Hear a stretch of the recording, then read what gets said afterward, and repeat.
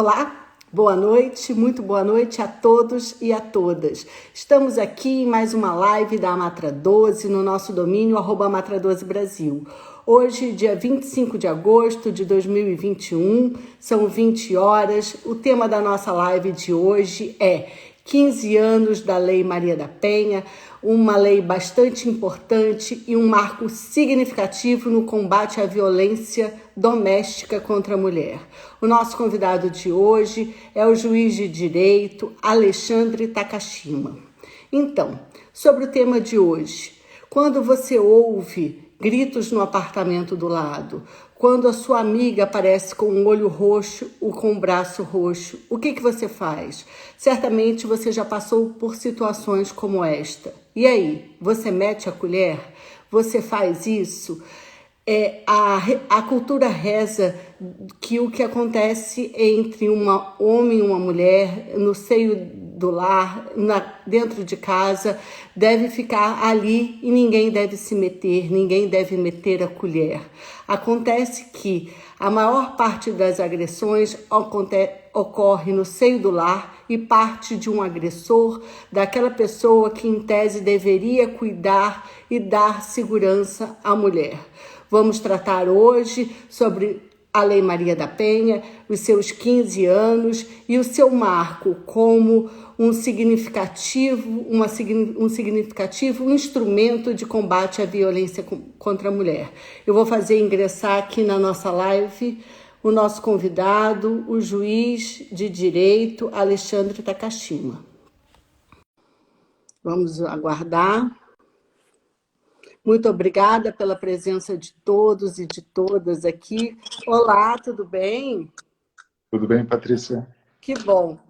Antes de você entrar aqui, eu estava relatando sobre a importância da Lei Maria da Penha, fazendo um apanhado geral. Eu quero te agradecer. Está me ouvindo? Sim. Estava fazendo um apanhado geral sobre a importância da Lei Maria da Penha. Quero te agradecer muitíssimo por estar aqui, por ter aceitado o nosso convite. É um assunto de extrema importância que serve para municiar e para informar muitas mulheres. Eu vou fazer a sua apresentação aqui, o nosso convidado, Alexandre Takashima. Alexandre Karazawa, é isso? Takashima é juiz de direito da 2ª Vara Criminal de Lages, foi juiz auxiliar da Corregedoria Geral da Justiça de Santa Catarina de 2010 a 2016 e juiz auxiliar da Presidência do Conselho Nacional de Justiça de 2017 a 2018.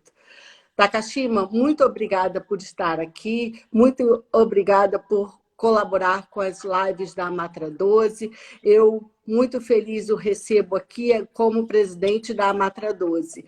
E a palavra está contigo já para as suas considerações iniciais e para a gente começar a conversa sobre o tema que, como eu disse, no meu ver e no meu sentir, e acredito que muitas mulheres, é de suma importância. Está contigo. Obrigadão pelo convite, Patrícia. E para mim é marcante assim o fato de você estar como presidente da Amatra. São esses lugares que eu acho que nessa conversa eu gostaria de colocar que talvez a gente possa conversar um pouco sobre as violências individuais que estão ocorrendo em relação às mulheres, mas eu acredito que existam também algumas questões estruturais que a gente precisaria talvez refletir em relação a esses espaços, principalmente públicos das mulheres. Então é com grande prazer que participo desse encontro e já de antemão já adianto, Patrícia, que na verdade tudo que eu vou falar é em relação à minha visão, em relação ao mundo, em relação ao direito, em relação à violência de gênero e à violência doméstica. Então, para que todo mundo fique bem tranquilo, na verdade, não estou tentando convencer ninguém, eu só vou, na verdade, compartilhar a experiência que eu estou tendo na frente da 2ª Vara Criminal, atuando com a questão da violência doméstica aqui na comarca de Lages. Então, de novo, te agradeço muitíssimo a tua visão, o que você pensa sobre o assunto. Eu já te ouvi algumas vezes, inclusive no Conselho Nacional de Justiça, sobre essa matéria e sobre algumas outras. É sempre muito importante, você contribui muitíssimo, por isso que é nosso convidado aqui. Eu vou passar já a primeira pergunta, e é um sentimento de muitas mulheres, a sensação de que se tem que elas são tratadas... Vamos agora falar sobre maridos, namorados e ficantes, esposos, de uma forma geral. Elas são tratadas como coisas, tal como se tem com uma casa, como uma moto, alguma coisa assim. Uma coisificação. E na medida em que a mulher tenta... se separar, a mulher tenta encerrar um relacionamento, como aquela coisa, a mulher pertence ao homem, ele acaba se abalando e ele acaba se tornando uma pessoa violenta. Às vezes, a violência já existia de alguma forma, uma violência psicológica, uma violência financeira, patrimonial, e ela acaba se tornando física. E nesse momento que a violência física começa, é a oportunidade em que a mulher mais precisa do apoio do Estado. Eu disse no início, aqui na apresentação, que a Lei Maria da Penha é um marco no combate à violência doméstica. Temos 15 anos da Lei Maria da Penha. O que se pode dizer sobre a Lei Maria da Penha e sobre a sua evolução nesses últimos 15 anos? E aí a palavra está contigo, aberta para responder o que quiser na sua visão, obviamente. E eu te Obrigado, agradeço Patrícia. de novo muitíssimo. Dia 7 de agosto, então, nós comemoramos os 15 anos da Lei Maria da Penha. Inclusive, faço registro que a minha filha também faz o aniversário nessa data e está participando aqui dessa live, a Júlia.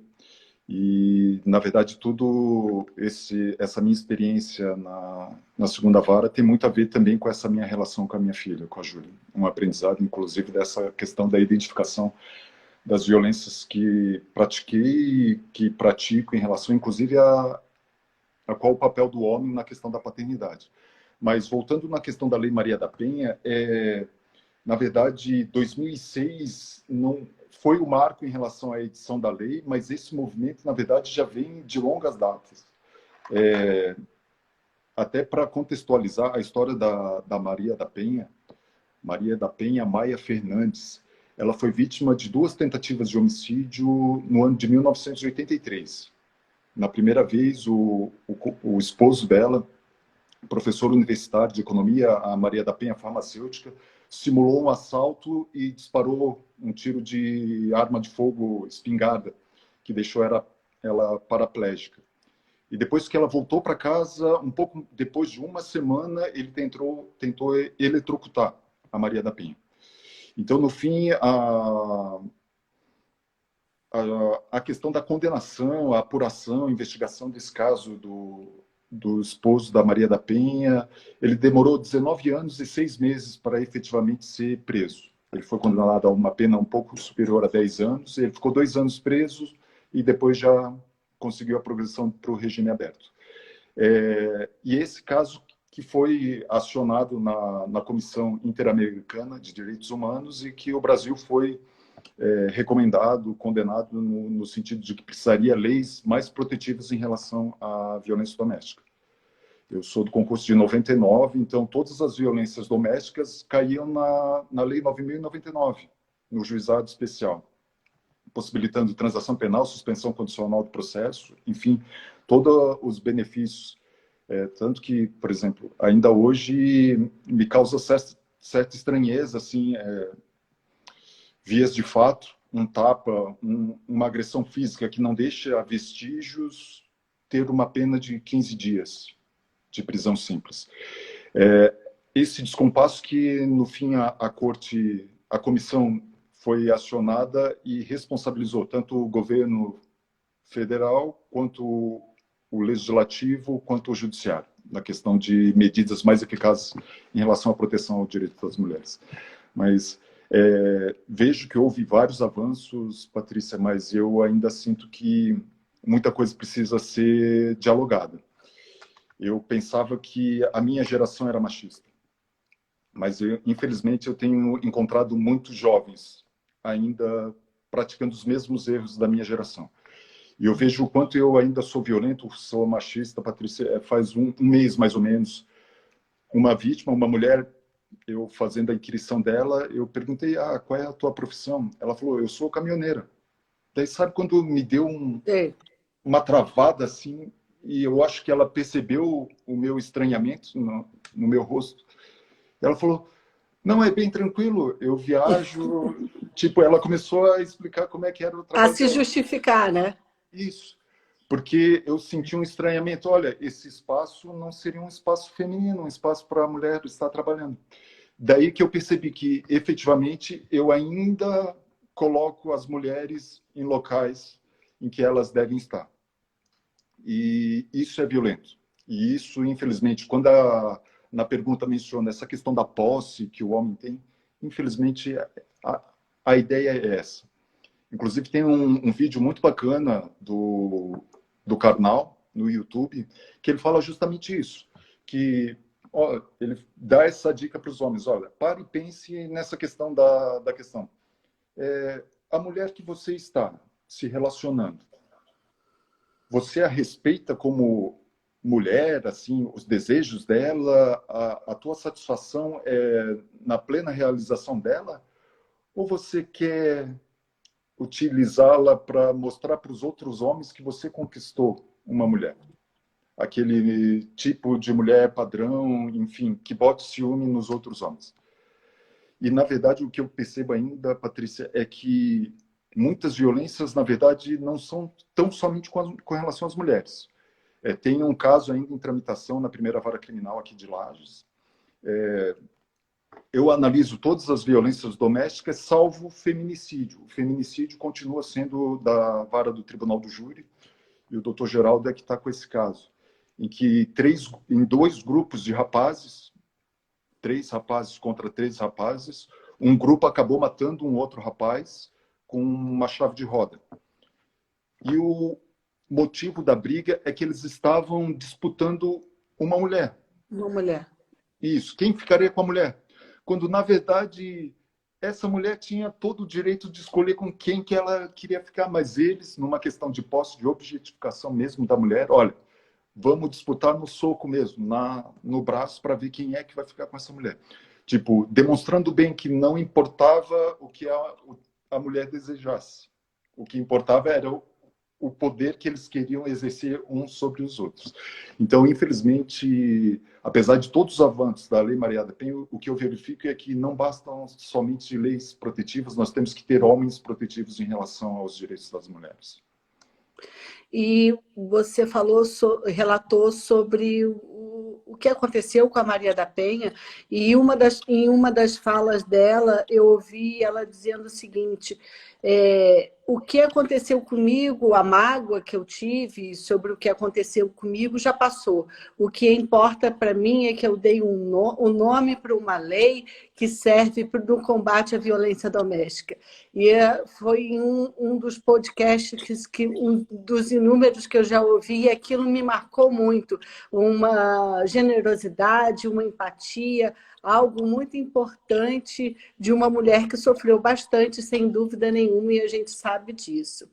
Passando a uma segunda pergunta, evoluindo aqui, quais são as formas de violência doméstica contra a mulher previstas na Lei Maria da Penha? Ela só protege as mulheres contra a violência cometida pelo marido, pelo namorado, pelo esposo, pelo convivente, ou há uma proteção mais ampla? Não, excelente pergunta, Patrícia. Pela Lei Maria da Penha, na 11.340 de 2006, ela prevê que a violência pode ser física, pode ser psicológica, pode ser moral, pode ser patrimonial, pode ser sexual. Ela, na verdade, a interpretação que os doutrinadores e a jurisprudência está fazendo é que, na verdade, é um rol tão somente exemplificativo. Tá? Ela não limita a questão da violência. Na verdade, todas as violências sofridas por mulheres, o gênero feminino, são abrangidas pela Lei Maria da Penha. Inclusive, agora, dia 28 de julho, houve a criminalização em relação à violência psicológica contra a mulher. Então, nós estávamos utilizando, existem alguns precedentes aqui em Santa Catarina, de que a violência psicológica estava sendo enquadrada no artigo 129, na lesão corporal, ofender a integridade física ou a saúde. Daí estávamos fazendo a interpretação pela Organização Mundial de Saúde que a saúde, inclusive, não é só física, é psíquica também. Então, a violência psicológica, a gente estava fazendo esse arranjo dentro da lesão corporal leve. Mas agora, com a previsão expressa, agora nós temos o tipo penal. Na verdade, então, qualquer tipo de violência vai possibilitar a proteção dessa mulher. E como você pontuou, na verdade, o legislador fez essa opção. São violências praticadas em relações afetivas. Pode ser relacionamentos de marido, esposo, companheiro, ex-companheiro, ex-namorado. Havendo relação de afetividade, é possível. Inclusive na relação de parentesco. Pai contra filha, eu já tenho alguns casos de irmão contra irmã, neto contra avó. As relações parentais também englobam a proteção pela Lei Maria da Penha. Então, é bem abrangente em relação a todos os tipos de violência. Inclusive, recentemente nós estávamos discutindo se violência, quem sofre violência é somente quem tem a lesão física, psíquica, ou, eventualmente, os filhos que presenciam essas violências também, na verdade, não são tão somente testemunhas, mas também estão sofrendo violência dentro desse enquadramento da violência doméstica. É um debate interessante que está em construção ainda, Patrícia. Mas o que eu acho bacana é justamente tirarmos essas amarras em relação à ideia de que, não, somente violência física é a mais gravosa. Não. Definitivamente é muito comum ver relatos de mulheres como o relato da Maria da Penha. Olha, essa dor que ele me causou com o soco, com a agressão, já passou. Mas eu ainda não consigo superar esse trauma. A violência deixa marcas profundas. Então, não acho que... Infelizmente, muita gente já está identificando a violência física como inadmissível. Mas eu acho que nós precisamos dialogar um pouco mais para que reconheçamos que todas as violências não são admissíveis contra a mulher. Eu vou te fazer uma pergunta que me veio agora da sua fala, porque no processo do trabalho, quando se trata de uma prova relativa a um assédio moral, ou até mesmo um assédio sexual, essa prova, no âmbito do trabalho, por vezes é uma prova difícil de ser produzida, porque na maioria das vezes a violência, o assédio moral, o assédio sexual acontece em quatro paredes, fechado, num ambiente restrito em que está o homem e a mulher. Né, o empregador e a empregada, ou até dois empregados, uma relação horizontal. Quando se trata de uma violência psicológica e uma violência patrimonial contra a mulher, essa prova é difícil também? Que tipo de prova vocês admitem? Admitem ou consideram, né? Se você poderia dizer assim. Naquele caso anterior, antes da edição da criminalização da violência psicológica, o que estava sendo feito eram perícias psicológicas em relação a esse trauma causado pela violência psicológica para caracterizar a lesão corporal. Atualmente está havendo uma grande discussão na doutrina, ainda não vi nenhum precedente em relação a isso. Qual é a prova para a caracterização do novo tipo penal da violência psicológica? o que tem surgido mais recentemente, o primeiro artigo que foi lançado 24 horas depois da edição da lei foi do Rogério Sanches, que é um promotor de São Paulo. E ele achava, o entendimento inicial dele, que seria necessário uma prova pericial. Mas logo em seguida já surgiram outros entendimentos, o Renato Brasileiro, outros doutrinadores começaram a questionar, olha, pela questão da valoração das provas, não existe graduação entre as provas. Todas as provas são admissíveis em direito, desde que não sejam ilícitas.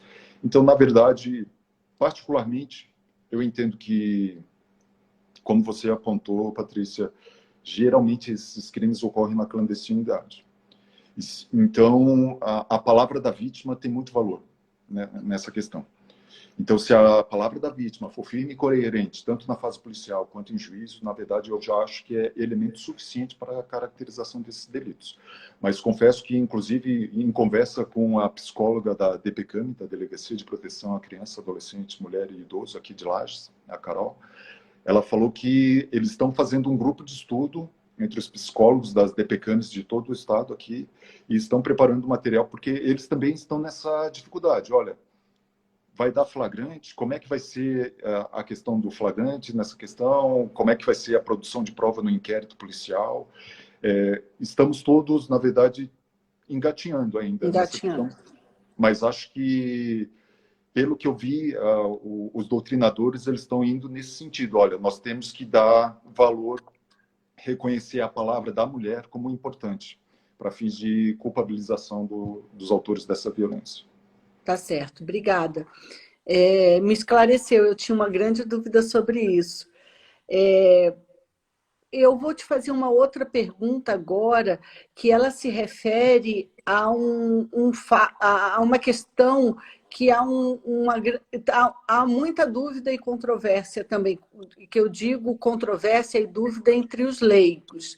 E aí eu quero saber se há também entre especialistas e conhecedores do assunto como você.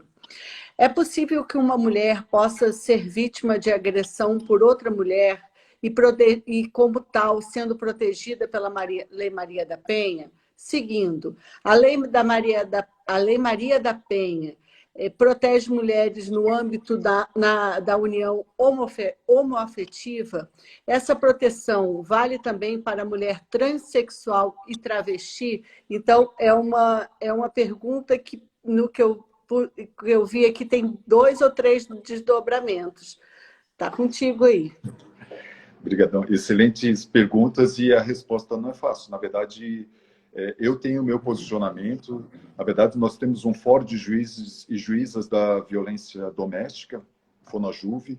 Nós temos enunciado no sentido de que é admissível a utilização da Lei Maria da Penha, as medidas protetivas em relação a transexuais que ainda não realizaram a operação. Na verdade, até para nós nivelarmos os conceitos, para que possamos saber do que nós estamos falando.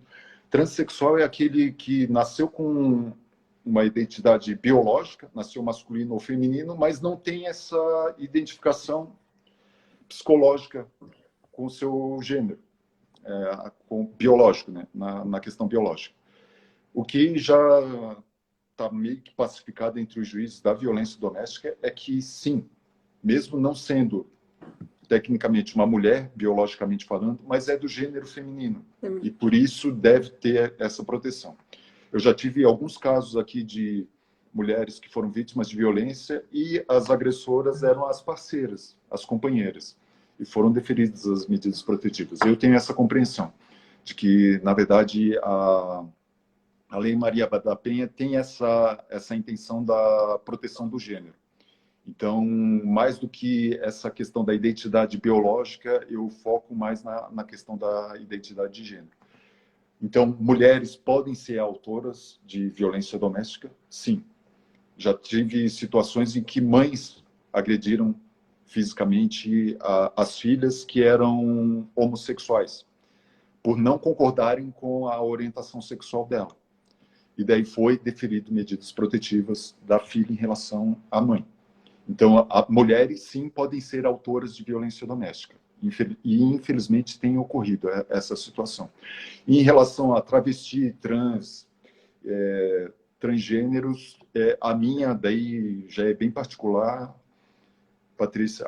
O meu entendimento é que sim, elas podem ser vítimas de violência doméstica e estão abrangidas pela Lei 11.340, apesar da lei falar expressamente que a proteção é da mulher vítima de violência, em questão de violência de gênero. É uma coisa que eu gostaria de deixar destacado, Patrícia, é que nem toda violência de gênero vai caracterizar violência doméstica. Sim. Nós aqui em Lages tivemos um caso bem emblemático que deu grande repercussão de algumas alunas, estudantes do CAV, em que o vizinho, policial militar, foi lá na residência delas. Na verdade, não existia uma relação de afeto, por isso aquele caso não caiu na segunda vara criminal.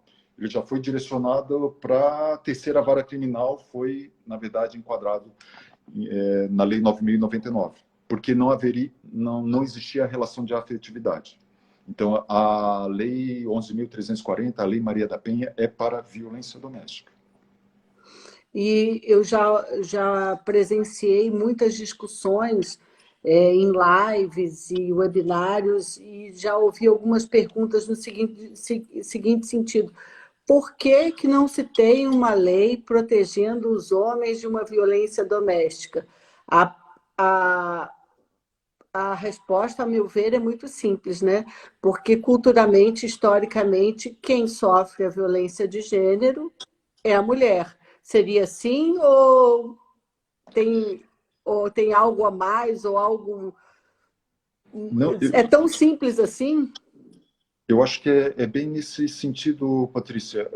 Eu não nego a existência de violências praticadas por mulheres contra homens, mas, na verdade, quem está morrendo são as mulheres. Na verdade, quem está sofrendo as violências de uma maneira não só individual, mas estrutural. Quando eu falo essa violência estrutural, eu estou dizendo, olha, quase 100% dos casos de violência doméstica de mulheres que moram no meio rural, elas, além de sofrer a violência, elas sofrem um tipo de expulsão do local onde elas nasceram, onde elas viveram, onde elas trabalharam, onde elas moraram, onde construíram família, onde têm relações de amizade.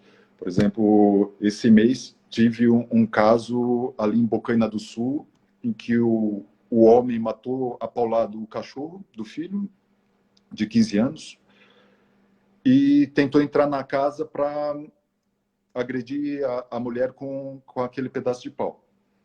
E daí, diante dessa situação envolvendo um adolescente, eu solicitei o apoio do pessoal do Conselho Tutelar para dar uma olhada como é que estava lá o adolescente, porque ele tinha mencionado que não iria mais estudar, porque iria ficar em casa para proteger a mãe.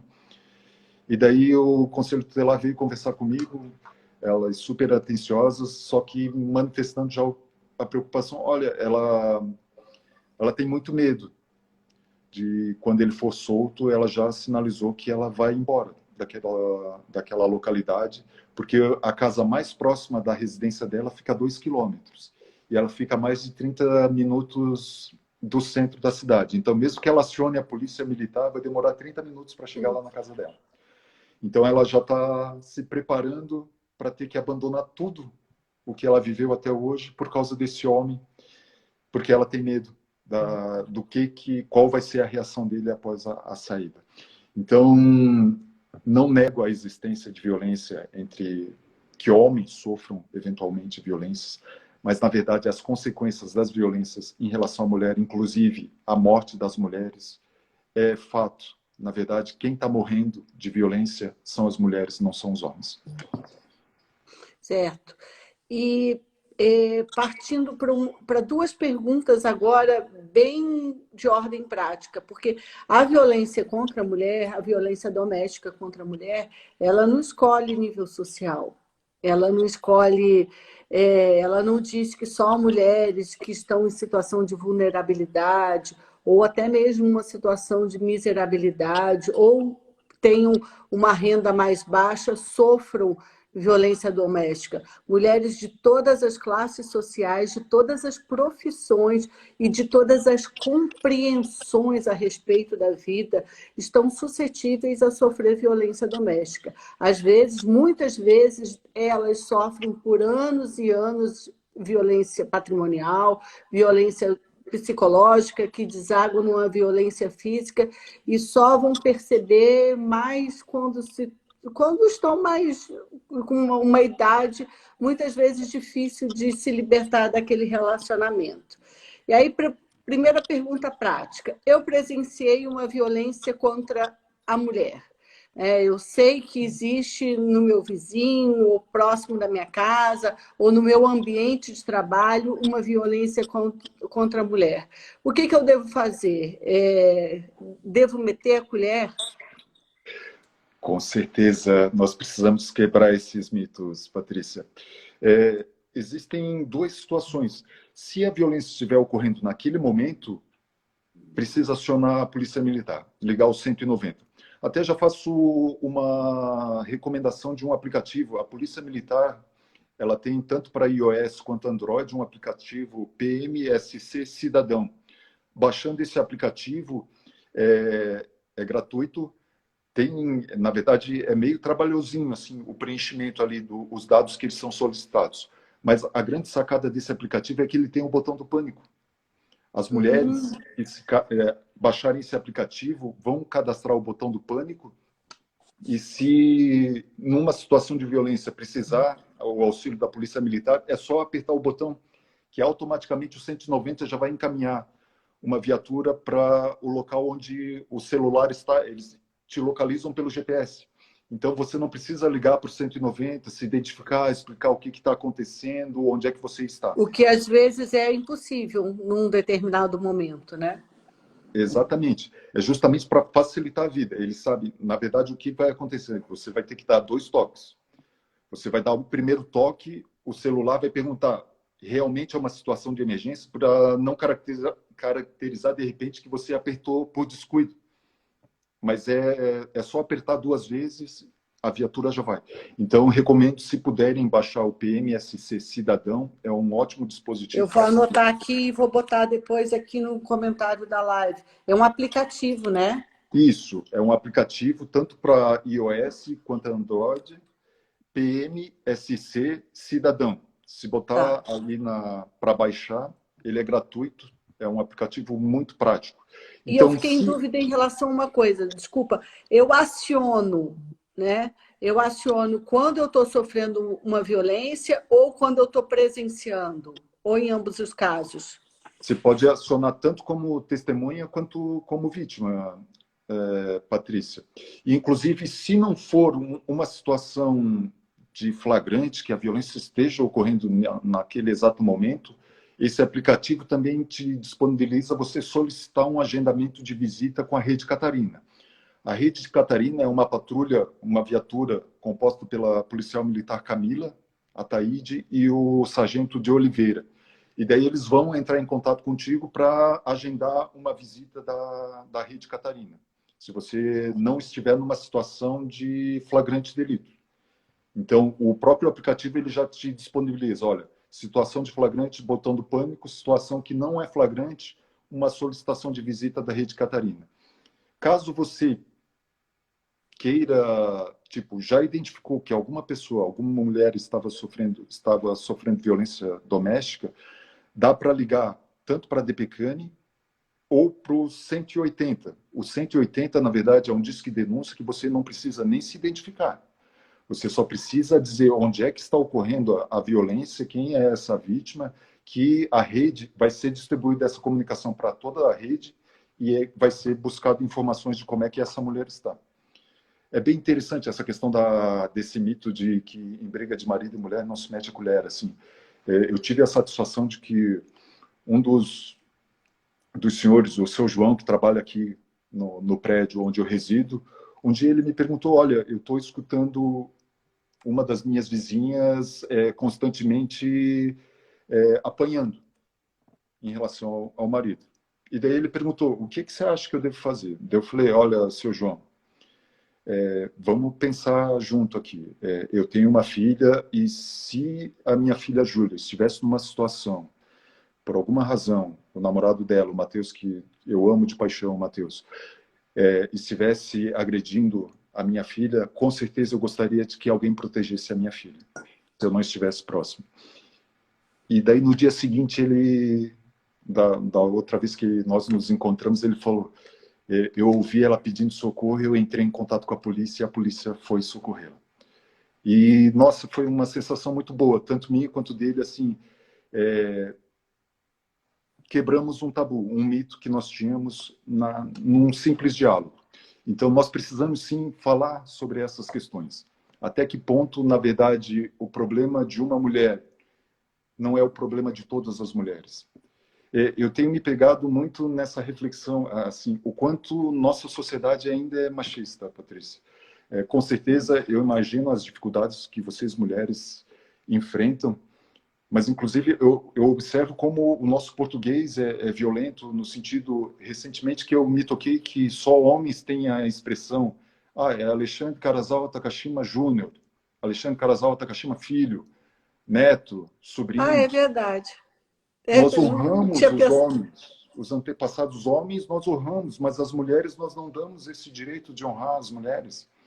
O quanto, na verdade, existem, sim, mecanismos em que o patriarcado está presente.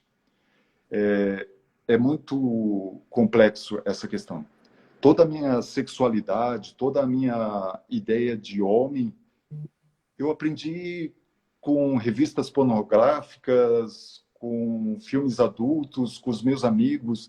Na verdade, eu nunca tive uma educação efetivamente em relação à minha masculinidade, ao que é ser masculino aqui em Lages. Enfim, são questões que nós precisamos conversar tanto com as mulheres, mas também com os homens. E em Lages nós ouvimos muito assim, fulana apanhou, fulana levou um chascão, né? Levou um... Mas o que será que ela fez, né? Por que É será uma, que ela... Como será que ela deu causa a isso? você toca num ponto importantíssimo, Patrícia, que é essa questão da culpabilização da vítima, da mulher. Nossa, é difícil trabalhar essa questão.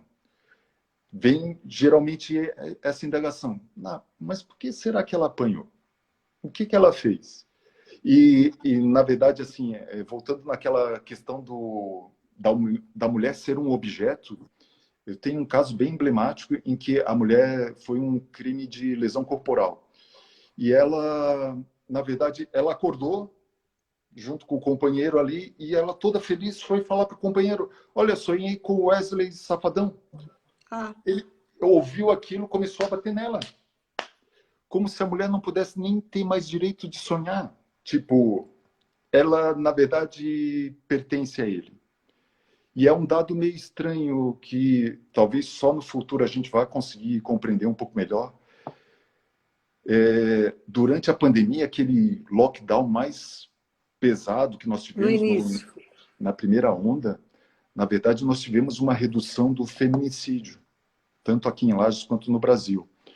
E conversando com alguns especialistas, algum pessoal das redes, pessoal da psicologia, está surgindo algumas ideias no sentido de que os homens não mataram porque as mulheres estavam totalmente sob o domínio do homem. 24 horas ele estava controlando aquela mulher e por isso não disparou o ciúme doentio que acaba ocasionando os feminicídios. Então tem muita coisa que nós ainda temos que aprender, nós vamos ter que estudar, enfim. Mas, na verdade, essa ideia de que as mulheres são, infelizmente, objeto é muito presente. Inclusive, ontem eu estava com duas alunas do ensino médio, a Isabelle e a Maria Eduarda. E como, na verdade, assim, a violência não é só com a mulher adulta que está ocorrendo, Patrícia. Há relatos de meninas de 11 anos que, quando começam a surgir o desenvolvimento corporal delas, os seios, o quadril, elas começam a ser assediadas na rua, com olhares de idosos, de homens casados, assim. o que eu quero dizer é que a violência não é só verbal, não é só física. O olhar pode ser violento. Na verdade, existem várias formas de violência.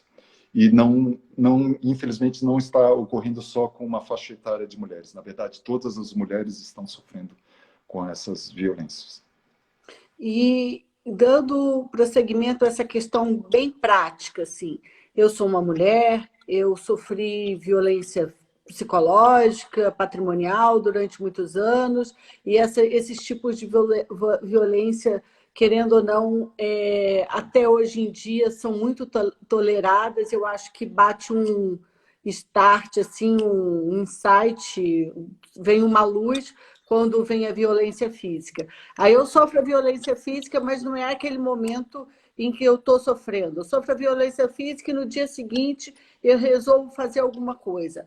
Fora o aplicativo e fora o 190, o 180, eu posso ir à delegacia da mulher e indo lá, o que eu devo fazer?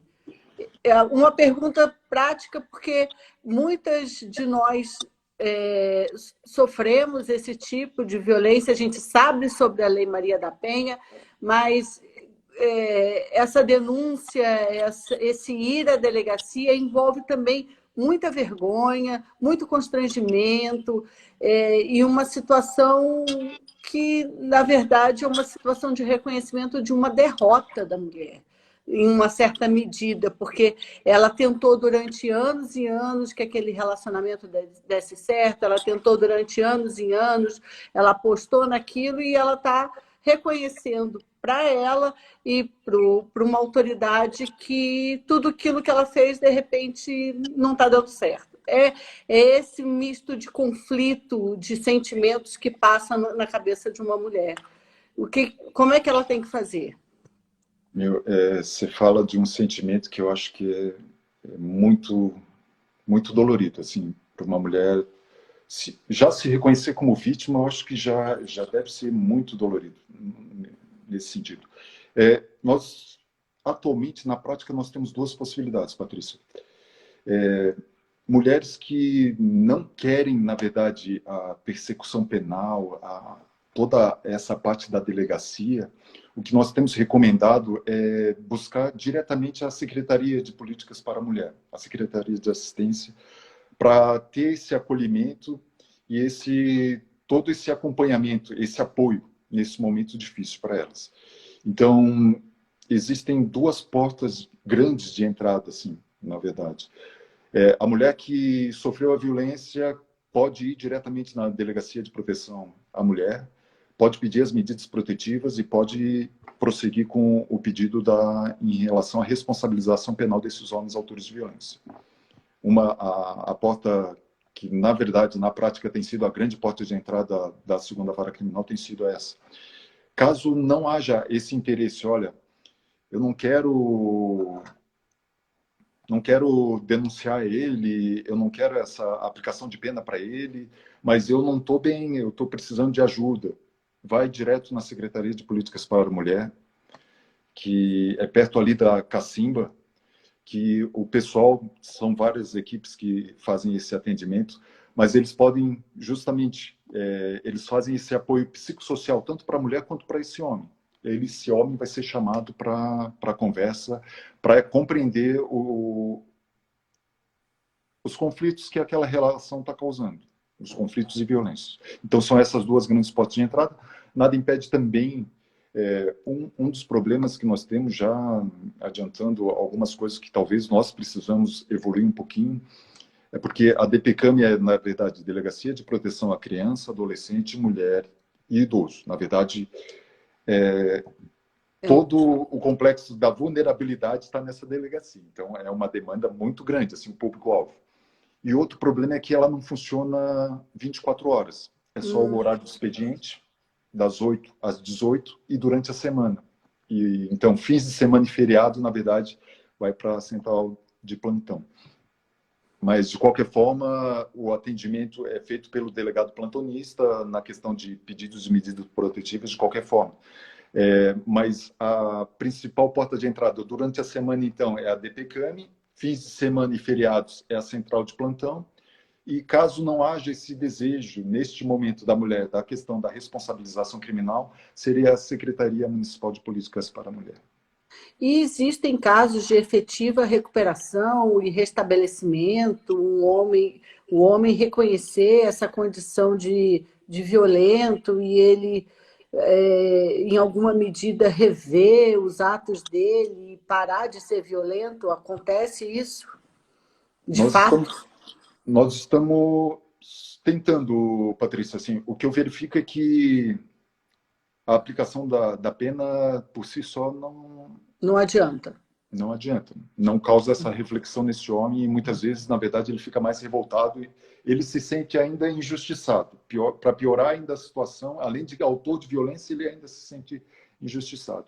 O que nós estamos fazendo, inclusive, nós estamos em fase de capacitação da nossa rede, 40 servidores e parceiros, para a questão de desenvolvimento de grupos reflexivos de homens autores de violência, que é justamente criar esses espaços seguros de conversa com esses homens. São 10 encontros de aproximadamente 2h30 a 3 horas, em que vai ser trabalhado todos esses temas em relação à sexualidade, à violência, à questão de parentalidade. Infelizmente, esses homens autores de violência são pais. Eles são referências para os seus filhos, tanto positiva quanto para negativa. Então, nós trabalhamos com diversos temas nessa questão desses grupos.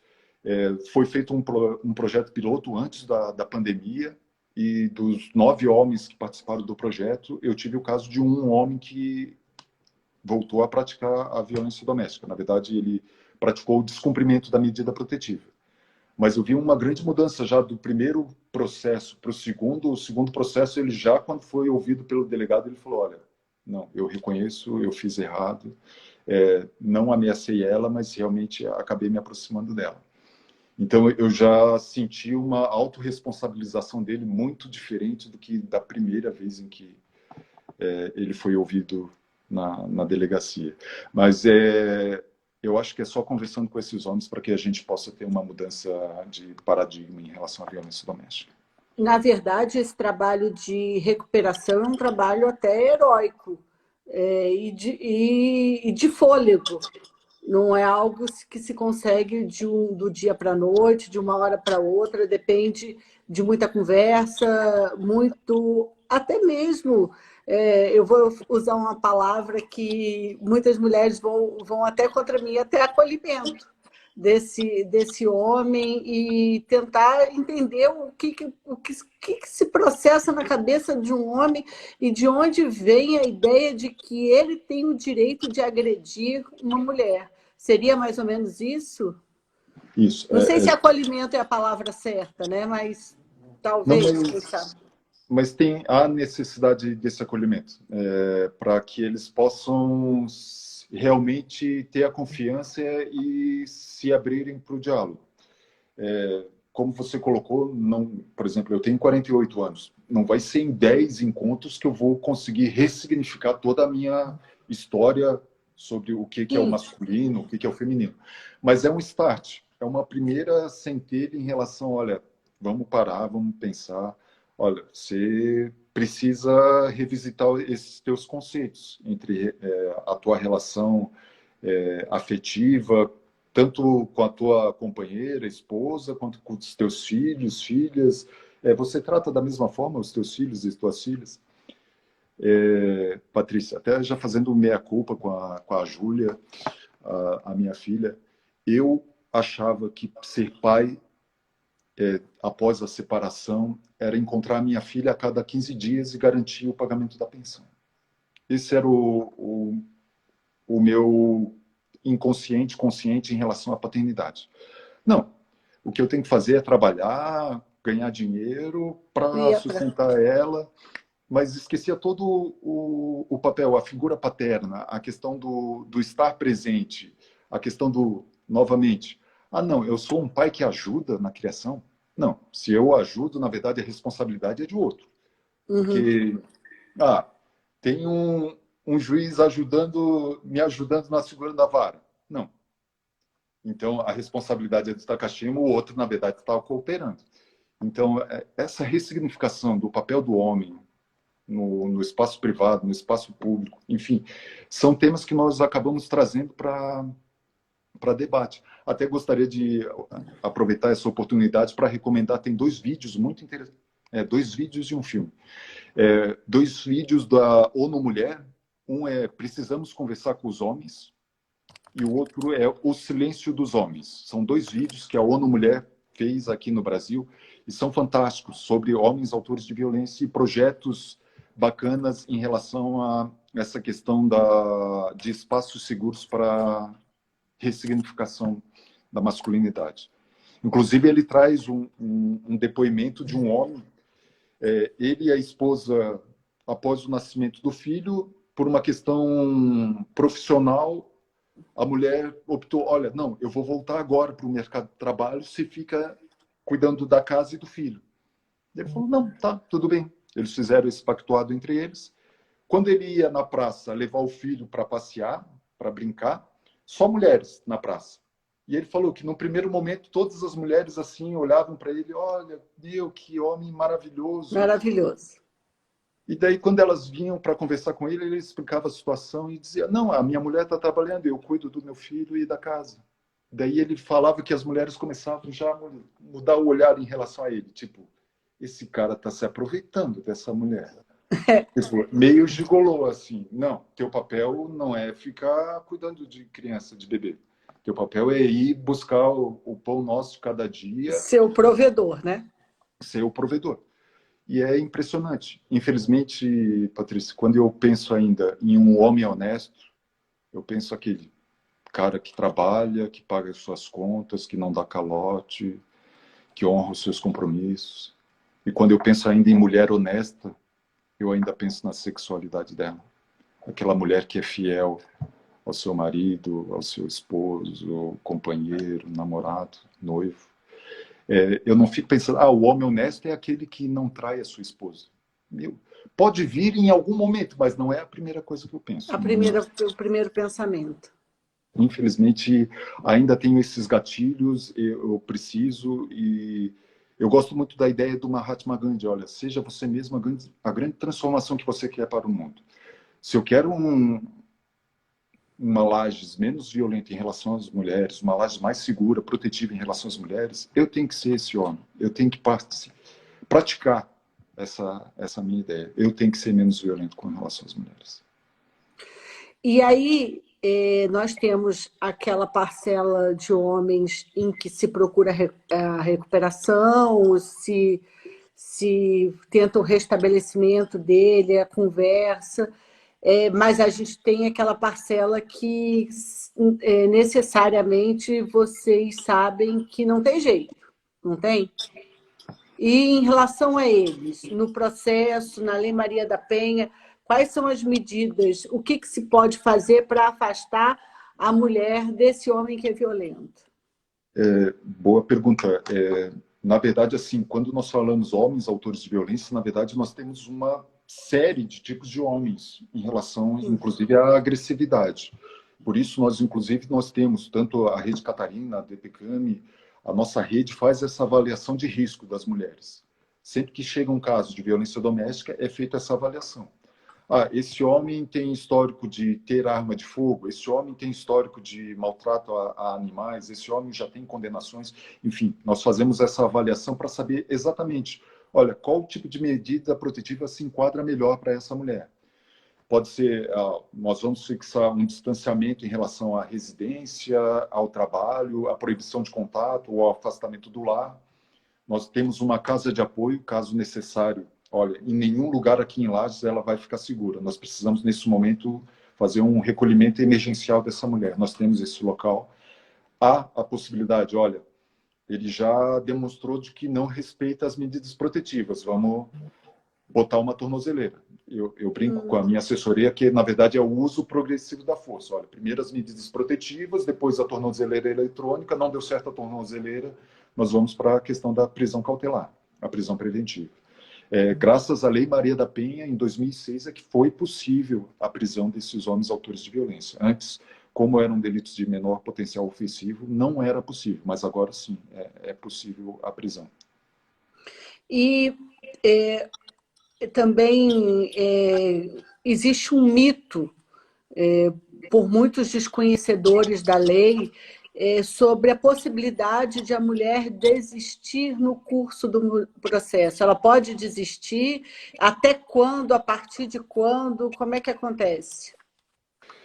Atualmente, a única possibilidade, a partir do registro da ocorrência ou do flagrante, na verdade, o único delito que está aceitando a questão da retratação são nos crimes de ameaça, em que eu marco as mulheres que pedem assim, olha, eu não quero mais prosseguir com a ação de ameaça, por determinação da lei, eu tenho que marcar uma audiência para ouvi-las, para fazer esse acolhimento, para verificar realmente se ela não está sofrendo uma pressão por parte dos homens para a retirada da questão da representação.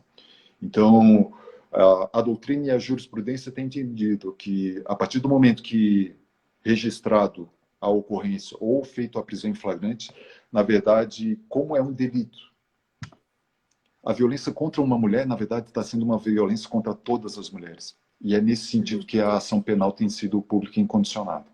Então, a partir desse registro, daí a promotora, a doutora Mônica, ela não aceita daí a retratação. Ótimo.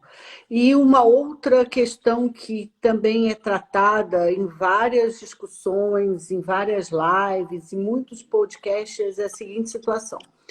A mulher sofre uma violência doméstica, tem uma medida protetiva, o marido não pode chegar perto dela, uma distância de 150 metros, 300 metros por algum tempo, e ela, na vara da família, ela tem a guarda compartilhada das crianças, dos filhos. Isso acontece? Como é que a gente pode compatibilizar duas decisões aparentemente contraditórias? E se isso de fato acontece? Está sendo muito comum, assim, a existência de violência doméstica em casais que têm filhos, que têm prole. E, na verdade, eu avalio, Patrícia, se a violência doméstica foi só em relação à mulher e não houve nenhum fato desabonador em relação à conduta, à paternidade dele e os filhos, na verdade, a medida protetiva fica só em relação à não aproximação da mulher. E daí eu já oriento, olha, você precisa, para exercer o direito de convivência com seus filhos, achar um mecanismo, uma terceira pessoa, um local onde você possa exercer esse direito de convivência dos seus filhos, não se aproximando da mulher. Os filhos não pode ser uma desculpa para ele começar a manter contato ou se aproximar da mulher. Mas também não é o objetivo da medida protetiva, não é afastar os homens em relação aos seus filhos. O que é muito comum, por exemplo, eu tive casos, inclusive na questão do grupo reflexivo, de homens perguntando, eu no dia dos pais, no evento do colégio, eu posso me aproximar? Como é que eu faço? Daí eu vou explicando no seguinte sentido, olha, o que eu quero é que você deixe em paz essa mulher. A tua companheira, ela precisa de paz. Mas os seus filhos também precisam da tua presença como pai. Então, nós vamos ter que achar uma solução. Nada impede, então, que a guarda possa ser unilateral ou compartilhada, mas a questão das medidas protetivas, num primeiro momento, via de regra, não atinge a questão do direito de convivência com os filhos. Mas já teve medidas protetivas em que eu deferi, inclusive em relação aos filhos, que ele não poderia se aproximar dos filhos. Foi um caso, até a última vez que eu fiz isso, a mulher, para fugir da violência, ela subiu na casa, no telhado, e começou a pedir socorro. Os vizinhos que acionaram o 190 porque viram ela 7 horas da manhã em cima do telhado pedindo socorro.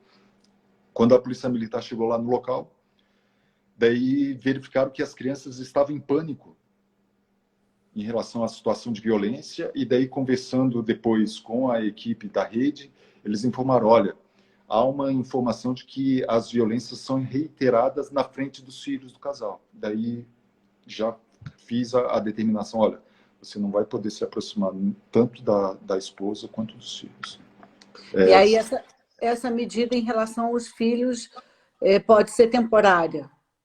Isso, via de regra, como houve a criminalização do descumprimento das medidas protetivas, quem descumpre medida protetiva pode ser preso em flagrante e responde com a possibilidade de prisão, de detenção de 3 meses a 2 anos. Então, a questão do descumprimento, em conversa com a promotora, a doutora Mônica, com a doutora Luciana Rodermel, a delegada e a Rede Catarina, nós optamos para criar um marco temporal de 6 meses. Olha, deferida a medida, vamos avaliar como é que fica a situação durante 6 meses. Mas é um prazo inicial que pode ser prorrogado ou revogado, havendo necessidade, verificando, olha, não, ela ainda está insegura, o homem ainda continua dando sinais, continua sendo possessivo. A gente tira alguns parâmetros, inclusive, como é que está se desenrolando na vara da família o processo, para a gente verificar quais são os elementos. Mas, num primeiro momento, nós fixamos por 6 meses, com possibilidade de prorrogação ou revogação a qualquer momento. Já temos 1 hora de live. Eu vou te fazer a última pergunta, já agradecendo muito. Eu queria ver, na sua visão, com certeza a Lei Maria da Penha é um marco importante para o combate à violência contra a mulher, e já temos 15 anos da lei, como você mesmo disse, é uma luta anterior à própria edição da lei, mesmo porque o fato com a Maria da Penha ocorreu em 83, essa lei é de 2006, aí você vê, já se vão 26 anos, né? 26 anos do fato, e quanta violência com certeza ocorreu durante esse tempo e ocorre ainda hoje. A partir da Lei Maria da Penha, das alterações que vieram, o que você pensa que é necessário para evoluir mais, em termos legislativos? O que seria importante que o legislador, que o parlamento produzisse em termos de alteração na Lei Maria da Penha? Excelente pergunta, Patrícia. Sempre dá para melhorar. Na verdade, eu quero crer que a Lei Maria da Penha seja uma lei que seja para esse momento histórico, e que as próximas gerações possam dizer, olha, eles precisavam de uma lei para proteger as mulheres dos homens. Mas, no momento, inclusive, eu verifiquei que tem uma pergunta em relação a qual é essa estrutura de apoio em relação a essas mulheres. Por exemplo, nós temos a Casa de Apoio aqui em Lages, para essas mulheres que sofrem violência. Mas é um sistema tão rígido no sentido de que precisa uma segurança que, por exemplo, elas não podem utilizar celular. Porque o celular tem um sistema de GPS e de tem alguns busca, aplicativos, né? Isso, que o homem pode identificar onde é que ela está. Então, o celular é um equipamento de risco para essas mulheres. Então, a média de permanência dessas mulheres tem sido de 1 semana a 1 mês. Imagina ficar 1 mês sem celular, sem rede social, sem contato nenhum. Os contatos com a família é agendado com a equipe técnica para essas situações.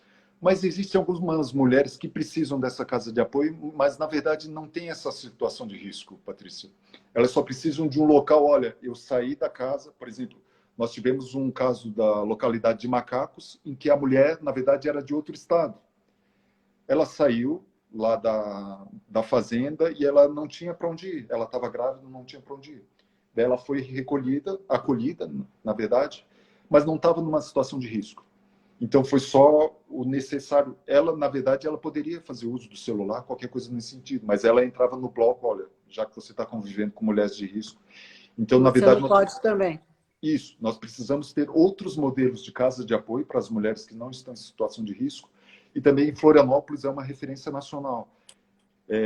Esse mês foi implantado um benefício desacolhimento, em que as mulheres que precisam de um apoio financeiro, elas vão ganhar durante 6 meses um salário mínimo com possibilidade de prorrogação por mais 3 meses. Então, é o reconhecimento que muitas mulheres estão numa situação de vulnerabilidade, inclusive econômica. Mas já só finalizando aquela nossa fala, eu acabei esquecendo de mencionar, em que você pontuou de que violência doméstica não tem classe social. Efetivamente, não.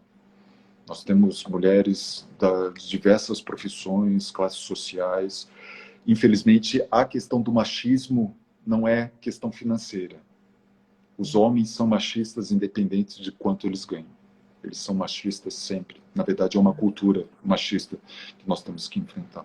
Eu agradeço, Patrícia, pela oportunidade e principalmente pela Matra estar trazendo esse tema que eu acho que é importantíssimo. Eu trabalho diariamente com isso, mas eu não encontro espaço para dialogar com isso. Falar sobre dor, sobre violência, realmente as pessoas não gostam. Mas é um tema que é importante e é necessário. Nós estamos aqui, inicialmente, digo, na Matra, estudando medidas trabalhistas que seriam importantes para essas mulheres.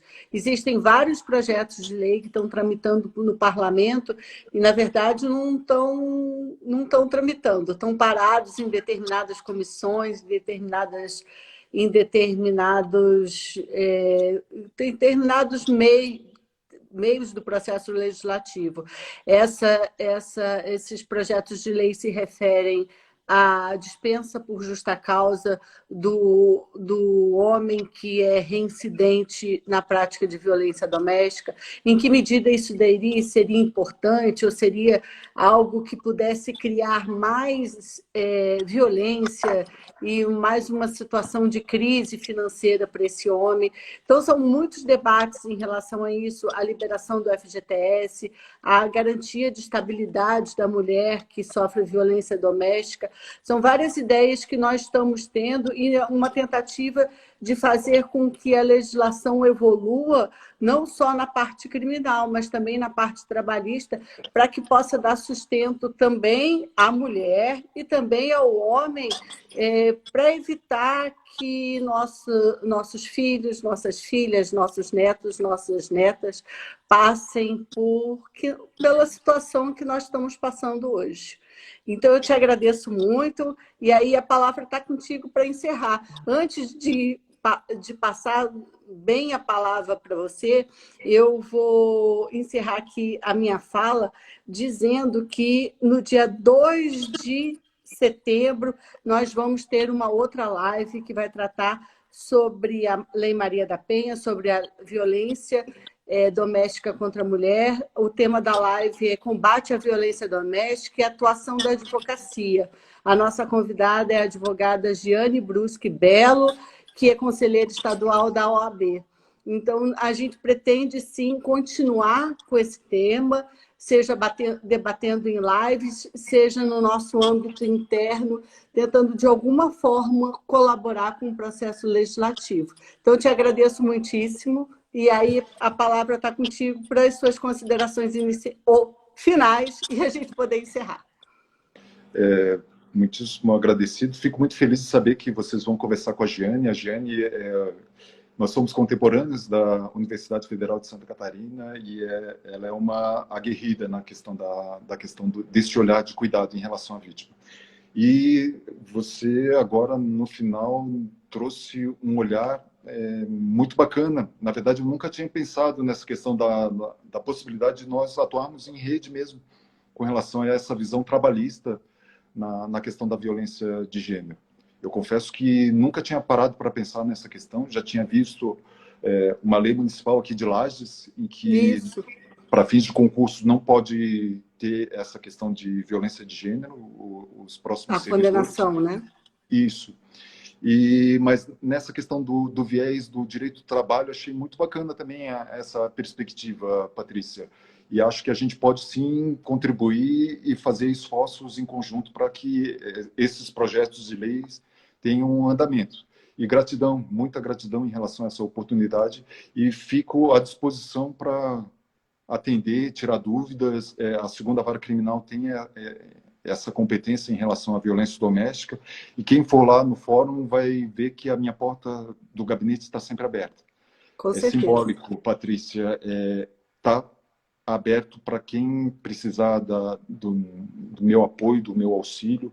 Eu posso não ter a solução para todos os casos, para essas demandas, mas com certeza eu posso dizer que vou estar junto. Você não está só nessa demanda.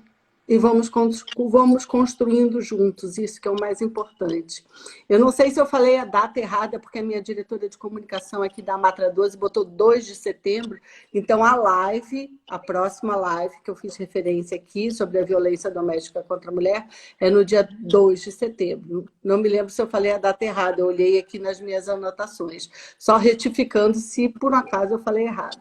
Então, Alexandre Takashima, e gratidão enorme pelas suas palavras, por estar aqui presente conosco. Estamos a 1h10 e essa live vai ficar gravada aqui no perfil da Amatra 12, @Amatra 12 Brasil. Eu vou mandar um beijo muito grande. Eu não fiz referência a ninguém que entrou hoje, normalmente eu não faço isso. Mas eu vou fazer referência aqui a uma amiga, juíza de direito do fundo do meu coração de muitos anos, Mônica Grisolha, que está presente. Olha, Mônica, beijo para você. Muito obrigada, Alexandre. Tudo de bom, bom trabalho. E vamos dando sequência aqui. Obrigada. Gratidão, sucesso, Patrícia. Vamos dando sequência juntos a esse trabalho. Obrigada. Até mais.